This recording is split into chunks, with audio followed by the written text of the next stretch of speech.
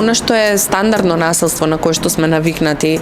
физичкото насилство, психичкото насилство што се врши врз жртвите, сега веќе преоѓа во дигиталната сфера и тука гледаме некои нови форми. Тука имаме на пример уцени за злоупотреба на приватни фотографии, на приватни видеа од страна на жртвите. Понатака имаме споделување на нивни приватни информации, како адреса на живење, телефон, профили, каде што најразличен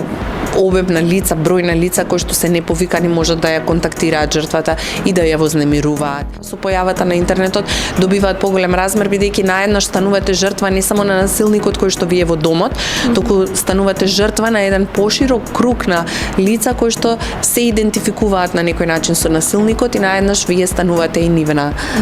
нивна мета. Последните, поточно предпоследните неколку измени што ги претрпе кривичниот законник овозможија да имаме соодветна реакција и на вакви форми на родово базирано насилство кои што се поддржани од интернетот, односно кои што се извршуваат и преку социјалните медиуми.